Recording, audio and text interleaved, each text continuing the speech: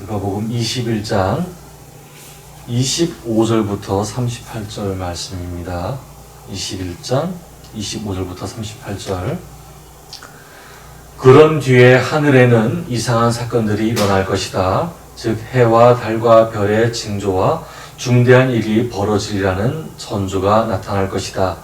그리고 땅에서는 으르렁대는 바다와 파도 때문에 불안해할 것이다. 사람들은 세상에 닥쳐올 일들을 예상하고 무서워 떨다가 기절할 것이다. 모든 천체가 흔들릴 것이기 때문이다. 그러나 그때 땅 위에 있는 사람들은 인자가 능력과 큰 영광에 쌓여 구름을 타고 오는 것을 볼 것이다. 그러므로 이러한 모든 일이 일어나기 시작하거든 똑바로 서서 머리를 높이 들라. 너희의 구원이 가까웠기 때문이다. 예수께서 다시 그들에게 비유로 말씀하셨다. 무화과 나무와 그 밖의 모든 나무를 보라. 나무에 잎이 돋으면 너희는 벌써 여름이 가까운 줄을 안다. 이와 같이 내가 너희에게 일러준 이 일들이 일어나는 것을 보거든 하나님 나라가 가까이 왔는 줄 알라. 내가 진정으로 말한다. 이 세대가 다 끝나기 전에 이 일들이 일어날 것이다. 하늘과 땅은 사라질지라도 내 말은 영원히 남아 있을 것이다. 깨어 있으라. 뜻하지 않은 때 그날이 갑자기 닥칠지 모르기 때문이다. 너희는 정신 차리지 않고 살거나 방탕하고 술 취해 있거나 이 세상의 생활 문제에 온 마음을 다 빼앗기지 않도록 하라. 그날은 땅 위에 사는 모든 사람들에게 한꺼번에 닥칠 것이다. 늘 깨어 있으라. 그리고 이런 끔찍한 일을 겪지 않고 내 앞에 설 수 있도록 기도하라.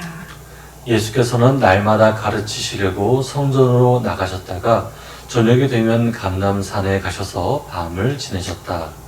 중은 예수의 말씀을 들으려고 이른 아침부터 모여들었다. 아멘. 자, 오늘 말씀은 하늘과 땅이 사라질지라도 라는 주제로 말씀을 전하겠습니다. 어릴 적 보던 책에서 하는 대사가 어렴풋이 기억납니다. 한 할머니가 애지중지하는 손자가 사업이 망했어요. 그랬더니 할머니가 막 부르짖습니다. 아이고 우리 손주, 우리 가문 대들보가 흔들린다. 석가래가 무너졌다. 그래요. 대들보가 흔들린다. 석가래가 무너진다. 옛날 집에는 대들보라는 게 있었어요. 그리고 그 대들보 위에 석가래가 이렇게 얹혀 있습니다. 이는 자세히 들여다볼 때 실제로 이 대들보가 흔들린다, 석가래가 무너진다라는 표현이 아니에요. 이것은 실제 현상이 아닌 비유적인 표현입니다. 심리적으로, 정신적으로 의지하고 있던 것들이 힘을 잃을 때 사용되는 말이죠. 이로 말할 수 없는 큰 슬픔이 있을 때도 마찬가지입니다. 하늘이 무너져 내리는 슬픔이라고 표현을 하죠. 전 시간에 이어 예수님께서는 이스라엘의 멸망에 대해서 이야기하셨습니다. 그리고 그 멸망에는 어떠한 징조들이 벌어지는지 말씀하셨어요. 독특하게도 25절에는 헬라어로 아포리아라고 쓰여 있습니다. 이 아포리아가 무슨 뜻이냐면은 사람들의 마음속에 의심과 불확실함이 가득하다라는 뜻입니다. 25절에 불안하다라고 한 표현을 그런 아포리아라고 표현한 거예요. 의심과 불안함이 가득해서 어디에도 의존할 데가 없이 흔들리는 마음을 표현합니다. 재난이 너무나도 커서 사람들의 마음속에 의심과 불확실함이 가득하다는 것이죠. 권력자를 의지할 수도 없고 육체적인 힘을 의지할 수도 없고 돈을 의지할 수도 없고 인간적인 매력이나 재능들을 의지할 수도 없고 닥쳐오는 그 상황을 감당해내기가 너무나 힘들어서 그냥 울고만 있어야 하는 상황을 이야기합니다. 오늘날은 우리들은 암담한 시대에 살고 있습니다. 물론 이 25절의 본문처럼 암담한 때는 아니에요. 이스라엘의 멸망의 날이 아닌데도 불구하고 무언가를 해내기가 조금 버거운 일들이죠. 그러나 부자를 의지하는 사람들은 부자를 의지하고 정치인들을 의지하는 사람들은 정치인을 의지합니다. 그렇다면 오늘날 성도들은 도대체 무엇을 의지하여야 할까요? 오늘 말씀을 함께 읽으며 하나님께서 주시는 삶의 지혜와 깨달음을 갖기를 원합니다. 25절부터 26절 말씀 같이 읽어보겠습니다. 시작. 그런 뒤에 하늘에서는 이상한 사건들이 일어날 것이다. 즉 해와 달과 별의 징조와 중대한 일이 벌어지려는 천주가 나타날 것이다. 그리고 땅에서는 으르렁대는 바다와 파도 때문에 불안해할 것이다. 사람들은 세상에 닥쳐올 일들을 예상하고 무서워 떨다가 기절할 것이다. 모든 천체가 흔들릴 것이기 때문이다. 아멘. 하늘의 별들이 막 이제 흔들려요. 파도가 막 몰아쳐요. 이 말은 뭐냐면은 아까 했던 표현하고 비슷합니다. 우리 집 대들보가 흔들린다. 석가래가 무너진다. 하늘이 무너져 내린다라는 표현하고 비슷한 표현입니다. 얼마나 큰 사건이 일어나게 될까요? 바로 하늘의 해와 달과 별들이 흔들릴 정도로 큰 사건이란 말이죠. 이스라엘 사람들이 자기 민족에게 닥친 일 때문에 하늘이 무너져 내린다! 라고 비명을 지를 것이라는 말입니다. 조금 더 충격적인 것은 27절에 드러나 있습니다. 함께 읽어보겠습니다. 27절입니다. 시작. 그러나 그때 땅 위에 있는 사람들은 인자가 능력과 큰 영광에 쌓여 구름을 타고 오는 것을 볼 것이다. 아멘. 이 말씀을 읽은 대다수의 학자들은 이거는 마지막 때 예수님의 재림을 가리킬 거야 라고 얘기를 합니다. 저도 어릴 적 교회 다닐 때 구름 타고 오실 예수님을 노래하기도 했어요. 이제 그런 것들을 많이 배워서 어떤 노래였냐면요, 이런 노래였어요. 19, 8, 7, 6, 5, 4 구원받기 늦지 않아요. 셋둘 구름 타고 다시 오실 날 날마다 점점 가까워오죠. 이 노래를 항상 불렀어요. 예수님 오실 거야. 왜? 구름 타고 다시 오신다고 하는 것 때문에. 그런데 27절은 왠지 모르게 익숙합니다. 이것은 예수님께서 하신 말씀이 아니고 왠지 다니엘서에 있던 것 같아요. 다니엘 7장 13, 14절 말씀에 있었습니다. 제가 한번 읽어보겠습니다. 그날 밤 내가 그 신비한 환상을 보고 있는 동안 사람같이 생긴 이도 볼 수 있었다. 그는 구름에 휩싸여 영원히 살아계신 분 앞으로 인도되어 그분 앞에 섰다. 그분은 그에게 권세를 주셨고 존경받게도 하셨으며 나라도 다스릴 권한을 주셨으므로 뭇 백성들 곧 인종이 다르고 쓰는 말이 다른 온 백성들이 모두 다 그를 섬겨야만 하였다. 그의 권세는 언제까지나 지속될 것이며 그가 다스리는 나라는 끝이 없이 계속될 것이다. 아멘. 27절은 이 다니엘 7장 13절부터 14절을 따온 말씀이에요. 결국 임자의 오심은 진짜 예수님께서 구름을 타고 오신다는 말이 아니고 권위와 영광을 받기 위해서 하나님께로 가신다는 것을 말합니다.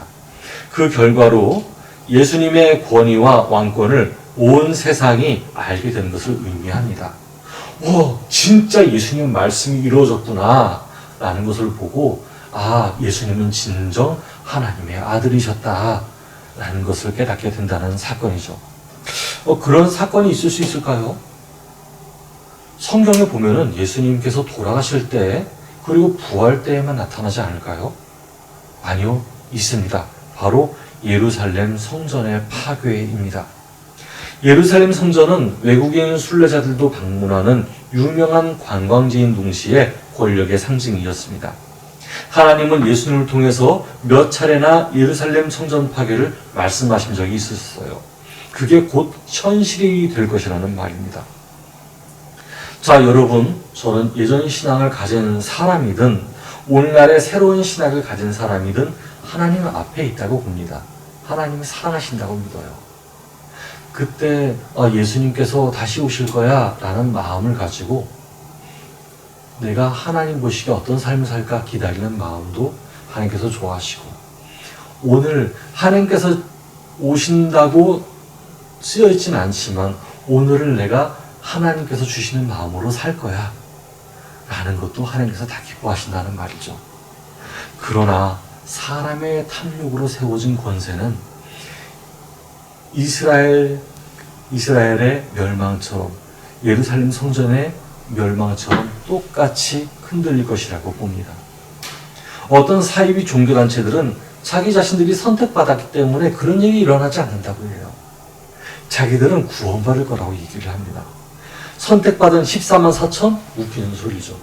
자신들의 악한 행위에 돌이키지 않고 정당성을 부여하는 이들은 예루살렘 권세자들처럼 결국엔 다 망할 것입니다. 이제 예수님 말씀을 들어봅시다. 예루살렘 성전이 파괴될 것인데 제자들이 어떻게 하라고 얘기할 것일까요? 예수님께서는 제자들을 위해서 말씀하십니다. 28절 말씀 함께 읽어보겠습니다. 시작. 그러므로 이러한 모든 일이 일어나기 시작하거든 똑바로 서서 머리를 높이 들라 너희의 구원이 가까웠기 때문이다. 아멘. 예수님은 이 모든 일이 일어나기 시작하거든 똑바로 서서 머리를 들라고 하셨습니다. 왜? 예수님은 심판주이시며 구세주로 믿는 자들은 벌을 받을 주체가 아니거든요. 사람의 개인적인 탐욕 그리고 자기 자신이 사는 생각들을 믿는 것이 아니고 하나님께서 주시는 마음을 가지고 사는 사람들은 머리를 똑바로 들어야 합니다. 예수님의 사랑이 그 안에 있고 예수님의 사랑으로 움직이는 자들은 닥칠 재난에 몸이 굳어버리는 자들이 아닙니다. 사람은 재빨리 자기 앞에 다가오는 큰 차가 있다면 몸이 굳어버립니다. 그 상태로 정지를 해버려요. 마찬가지로 큰 재난이 닥쳐왔다, 피할 곳이 없다라고 생각하게 되면 온몸이 굳어버리는 게 사람들의 일반적인 형태입니다. 그런데 예수님께서는 그 재난이 닥쳐와도 너희는 똑바로 서서 머리를 들라 라고 하십니다. 닥쳐오는 재난 때문에 불안해하고 기절하고 혼절하고 방 안에 웅크리고 있지 말라. 너희는 내가 했던 말을 듣고 움직여라 하십니다. 결국 예수님의 말씀에 귀를 기울였던 사람들은 기원 후 70년경 예루살렘 함락때에 살아남았습니다. 예루살렘 포위될 때 예루살렘에 사람들이 모여든데 야 우리 다 예루살렘으로 올라가자. 예루살렘으로 올라가면 살 수 있다. 왜? 예루살렘은 높은 절벽 위에 있는 난공불락의 성이니까 모두 다 예루살렘 성으로 들어가서 문을 잠그자 얘기했어요. 그런데 예수님의 말씀을 들은 사람들은 예루살렘이 포위될 거라고? 그러면 예수님께서 하신 말씀 듣자. 우리는 예루살렘으로 가지 말자. 빠져나가자 얘기합니다. 결국 예수님의 말씀을 들은 사람들은 살아남았어요. 듣지 않았던 이들은 예루살렘 함락때 붙잡히고 몰살을 당했습니다. 예수님께서는 그 날이 멀지 않았음을 이야기하십니다. 29절부터 31절 말씀을 함께 읽어보겠습니다. 시작. 예수께서 다시 그들에게 비유로 말씀하셨다. 무화과 나무와 그 밖의 모든 나무를 보라. 나무에 잎이 돋으면 너희는 벌써 여름이 가까운 줄을 안다. 이와 같이 내가 너희에게 일러준 이 일들이 일어나는 것을 보거든 하나님 나라가 가까이 왔는 줄을 알라. 아멘.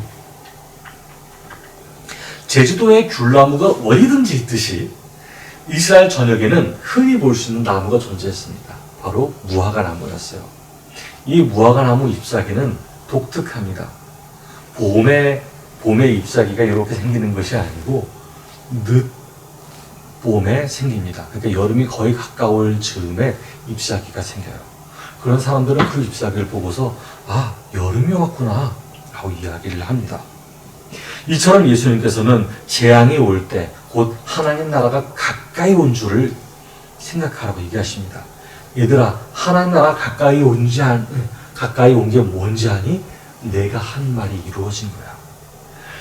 하나님의 아들인 예수님이 한 말이 이루어진 것, 그것이 바로 하나님의 나라가 가까워졌다라고 얘기를 한 것이죠.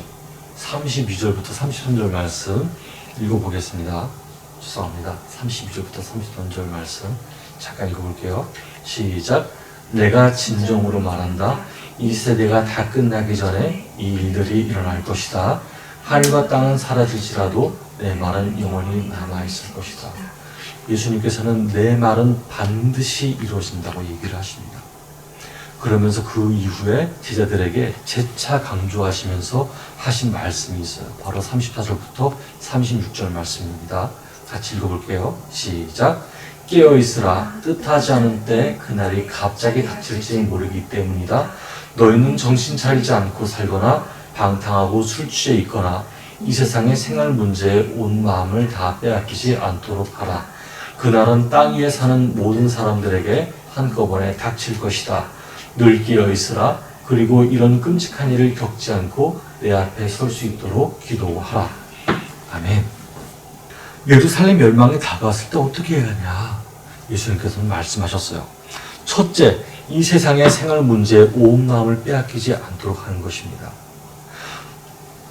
이때는 뭐냐면은 너희들은 지금 먹고 사는 문제 때문에 너무 힘들 거야. 세금 문제 때문에 너무 힘들 거야. 제사장들 그리고 서기관들, 율법학자들이 너희에게 갖은 고난을 다 줄 거야. 그런데 그렇다고 해서 그 사람들의 편에 서서 이득을 얻으려고 하지 마라. 그 사람들의 편에 서서 오늘 잘 살면 됐지, 오늘 배부르고 등 따시면 됐지, 뭐가 더 필요해? 라는 생각을 갖지 마라. 라고 얘기를 하십니다. 만약 너희들이 배부르고 등 따시고 오늘 이익을 위하여서 다른 사람에게 범죄하면서 살아갈 때 너희들은 그것을 잊어버린다는 말입니다. 그래서 이 세상의 생활 문제에 온 마음을 다 빼앗기지 않도록 하라라고 얘기를 하셨어요. 이것은 우리의 생활을 그냥 아무것도 신경 쓰지 마라라고 하는 뜻이 아닙니다. 우리는 세금을 내야 되고 오늘의 해야 할 일을 하는 사람들입니다. 오늘 우리에게 주어진 말씀은 어떤 것이냐면은 생활 문제를 안고 살아가고 우리의 생활의 중요성을 아시는 예수님께서는 너희들이 정말로 그것을 중요하게 여기는 것 동시에 만약 집에 불이 났을 때 모든 재산을 끌어안고 나가지 않을 거야 라고 할 것이냐? 라는 말씀입니다. 오해 없기를 바랍니다. 생명을 구하겠다고 불에 뛰어드는 사람 말고 롯의 아내처럼 재물에 미련을 두고 뒤를 돌아보는 사람을 말합니다. 너희들은 오늘의 삶을 위해서 무엇을 할 것이니? 너희들은 오늘의 삶을 위해서 다른 권력자들에게 빌붙어서 다른 사람을 학대하면서 살아갈 거니? 너희들은 오늘 살면 끝인데, 오늘 죽으면 끝인데 차라리 모든 것을 누리면서 생활해야지. 그러니까 다른 사람이 거짓말하고 협박을 하고 오늘 나의 안위를 위하여서 내 뜻대로 살아갈 거야. 하나님 주신 생각 말고 나는 오늘 내 이익을 위해서 누군가를 해칠 거야 라는 마음으로 살지 말라는 뜻입니다. 예수님께서 주시는 말씀 두 번째, 깨어 있어야 합니다. 다시 말해 예수님의 말씀에 비추어서 자신을 돌아보는 시간을 갖는 것입니다. 어리석은 사람은 자기 자신이 어디로 가고 있는지 알지 못합니다. 무엇을 하고 있는지 모릅니다. 그냥 쫓겨서 살아갑니다. 성경 공부도 남이 외우라는 것에 집중하고 칭찬받고 있으니 좋고 거짓말해도 모략이라고 배우고 그게 사이비인지 이단인지도 모르고 살아갑니다. 그러나 예수님의 말씀은 하나님 말씀에 항상 비추어서 내가 하나님과 동행하는 삶입니다. 내가 이것을 했을 때 하나님께서 이걸 기뻐하실까? 과연 예수님의 하나님 사랑, 이웃 사랑에 거슬리지 않는가? 내 양심에 거리낌이 없는가? 항상 묵상하면서 되묻는 것이 바로 신앙인의 삶입니다. 예수님과 교제하는 삶입니다. 예수님은 끔찍한 일을 겪지 않고 내 앞에 설 수 있도록 무엇을 하라 하시나요? 힘을 키우라고요? 세력을 갖추라고요? 아니요. 돈을 모으라고요? 권세자의 발 앞에 엎드리라고요? 사기를 치고 횡령하라고요? 아니요. 끔찍한 일을 겪지 않고 내 앞에 설 수 있도록 기도하라 하셨습니다. 여러분, 오늘날 우리는 예수님의 말씀을 듣는 제자들처럼 기도해야 합니다. 우리는 기도해야 합니다. 물도 마시지 않고 일도 하지 말고 경제적인 활동도 하지 말고 세금도 내지 말고 이 국민으로서 해야 할 일을 다 젖혀두고 오직 기도만 열심히 하는 것이 아니라 시간을 나름대로 정해두고 생각날 때마다 마음속으로라도 하나님께 시선을 맞추도록 하는 것입니다. 예루살렘은 주 70년경 함락되었고 오랜 시간 동안 이스라엘 민족은 방황했습니다. 그리고 다시 그들의 나라를 되찾았죠. 하지만 오늘날 이스라엘은 또 한 번의 큰 전쟁을 치르기에 준비합니다. 뉴스에 난리가 났어요. 아이고, 이제 이스라엘이 미국의 말도 안 듣는다. 아주 큰 전쟁을 준비할 거다, 이 얘기를 합니다. 제가 아는 참 귀한 동생이 이스라엘에서 학생으로 있는데 안전이 너무나도 걱정이 됩니다. 여러분, 우리는 앞으로의 재난을 어떻게 겪는지 모를 때가 많습니다. 오늘날 북한은 미사일을 쏘아대고 있고 중국은 협박을 합니다. 미국은 누구 편인지 모르겠고 일본은 언제 등을 돌릴지를 모릅니다. 언제고 누군가의 입에서 하늘이 무너져 내린다! 라는 외침을 들을지도 모르겠습니다. 저는 생각합니다. 예루살렘 함락 사건이 있기 전 예수님이 주의의 말씀을 주셨던 것처럼 오늘날도 심각한 상황에 노출될 때에 그렇게 되었으면 하는 바람이 있어요. 예수님, 제게 나쁜 일이 있기 전에 그 상황을 피할 수 있는 예지력을 주세요. 또는 예언을 주세요. 하는 것처럼 말이죠. 그러나 여러분, 우리는 단지 기도할 뿐입니다.